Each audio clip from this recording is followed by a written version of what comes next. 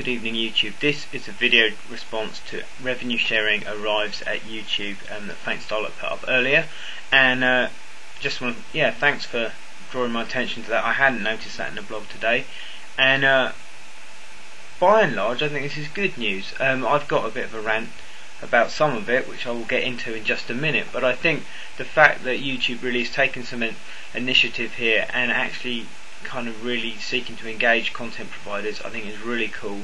I think I've been keeping an eye on the whole kind of E-Nation debate thing that's been going on, a lot of the peri-urban videos and the Voicing World, whatever channel it is that they've had up there, and some of the videos have been flying around about that. And while I kind of agree with some of what they're kind of saying, I think YouTube is the thing that has brought the community together thus far, and I think it would be really, rude is one word you could use, for everyone just to jump ship to try and recreate something else. So I think the fact that YouTube's showing that it's willing to evolve, it's willing to move forward, it's willing to embrace some of these concepts that have been thrown around, I think is a really positive thing.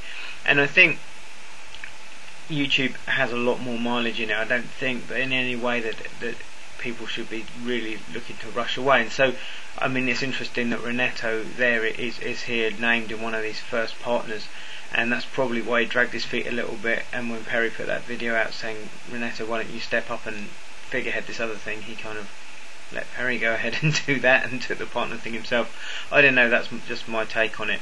I was really pleased for guys like Renato. I was really pleased for people like Lisa Nova, people who are genuine content providers who've been out there making cool stuff, videos that I've enjoyed, getting this kind of recognition from YouTube.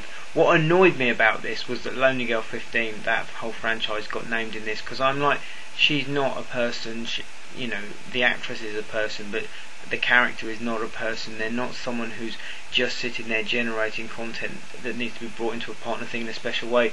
The company that are putting all that together should have a partnership deal, and that should be covered on the sort of general partnership things, not as part of this, because to me that's to bundle what she's doing in with the likes of other people who are genuinely people in their own right, who've kind of just made it happen for themselves, I think is a bit off, really. And I know there are other guys out there who are taking money to make movies and stuff like that, and on one level I don't mind. If it's fun, I'm going to watch it, but to me that was the thing that I was kind of like, I'm completely bored of the whole Lonely Girl thing.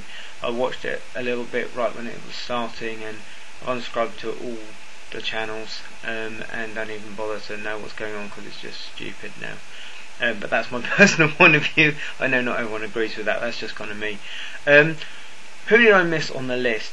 Geriatric 1927, and I can well believe that he was probably offered it and just said no because he didn't want to be part of it. And if he said that, well, respect to him for saying that. I think that's fair enough.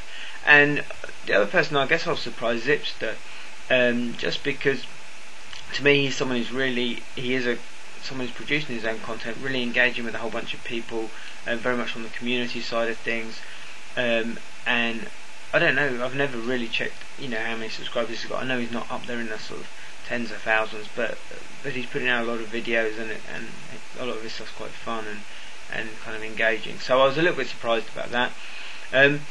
If I was making the decisions, who would I pay to make more videos? I would stick Carl Daly 81 up there. Ever since I've first seen his videos, I think they're fantastic. I know that, again, he's not a real person, he's someone doing that, but they're just so much fun. It's a great character, and if you haven't seen those, check them out. They're really, really good. And I don't know, that for me, I'd like to see more of that, and it's English content. And I'm biased. I love English content. Case of 17 would be someone else. Again, she's not really making loads of videos engaging in the community side of YouTube, but she's putting out really quirky English comedy stuff, which I think is great. I'd love to see more of that on here. Not that I'm not into American comedy, I love American comedy too, but there's something, being English, there's something very cool about seeing great original English content going up here on YouTube. So that's some of my thoughts tonight on the whole YouTube revenue sharing thing. I'll probably wake up in the morning and think of some different ones, but tonight that's what I'm thinking. So I hope that makes sense. Thanks for watching.